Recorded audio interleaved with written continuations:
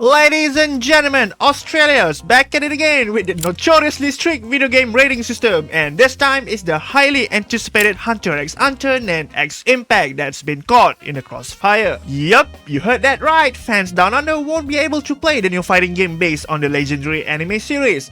Well, it's not legally, so what's going on? Why does Australia have such a tight grip on video game content, and what might have pushed this game into the ban pile? Grab a snack, settle in, and let's unpack the whole situation together. Let us start with the basics. In Australia, every video game has to pass through the Australian Classification Board, or the ACB for short, to be sold legally. It's like a gatekeeping system where games are rated based on their content, kind of like movie rating system. But here's the twist: if a game's content is deemed too extreme, the ACB can refuse to classify it altogether, and when that happens, it's basically banned. You won't find it in stores, you cannot download it from official platforms, and trying to get your hands on it can be tricky to say the least. Hunter Nen X Impact is the latest casualty of this process, but the ACB hasn't given us a specific reason for the ban yet, which leaves us playing detective. Let us break down the usual suspects, shall we? One of the ACB's biggest pet peeves: drugs.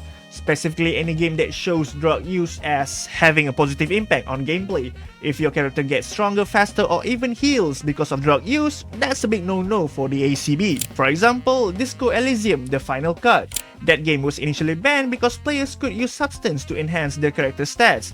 The ban was overturned later, but only after the devs made a strong case that the game also showed the negative consequences of substance abuse. So, could Nen X Impact be guilty of this? Possibly. Maybe there's an item or mechanic tied to drugs that boosts a character's strength or stamina during a fight. Even something subtle like a healing item that looks a bit too much like a narcotic could trigger the ACB's ban hammer. Another big reason games get banned in Australia is sexual content, specifically anything involving sexual violence or depictions of characters who appear to be minors in inappropriate ways. We can take game like South Park The Stick of Truth, for example. That game had scenes involving alien probes and a minor character, which obviously didn't sit well with the ACB. In the end, the game was re-released in Australia with those scenes removed, and the replacement, a screen showing a koala crying with text explaining what had been cut. It was both hilarious and depressing at the same time. With Hunter x Hunter's anime roots, it's easy to imagine how this might apply. Anime has a bit of a history with walking the line when it comes to character designs and certain themes. If the ACB felt like any part of Nen Impact crossed that line, well, you can see where this is going. At this point, you might be wondering, why is Australia so strict about this stuff? Well, it all comes down to the classification guidelines, which are designed to protect players, especially younger ones, from content deemed harmful or offensive. But here's the thing: Australia didn't even have an R18+ ratings for games until 2013. Before that, anything too mature was outright banned. And while the introduction of R18+ gave developers more freedom, the ACB still draws hard line when it comes to certain themes like drugs, violence, and sexual content. It's kind of like having a super overprotective parent who lets you play some games, but only if they are appropriate. Now, let's talk about the team behind Nen Impact. The game is being developed by A-Ting, a studio with a solid track record. They've worked on family-friendly hits like Pikmin 3 Deluxe and Nintendo Switch Sports. Not exactly the kind of game you expect to end up banned, right? And then there's the publisher, Arc System Works.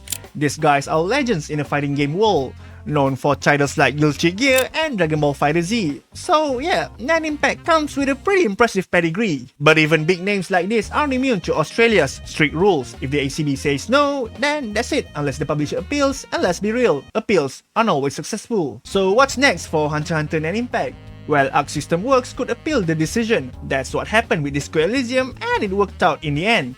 But appealing takes time, effort, and sometimes changes to the game's content. If they don't appeal, Australian fans will probably have to get creative. We are talking about importing physical copies or using a VPN to access digital versions, both of which are kind of a legal grey area. So there you have it, another game bites the dust in Australia's street gaming landscape. Whether it's drugs, violence, or something else entirely, the ACB isn't budging on their stance. But what do you think? Are these rules too harsh, or are they doing their job in protecting players?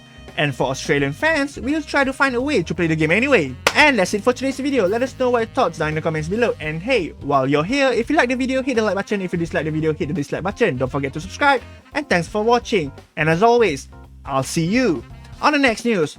Bye bye.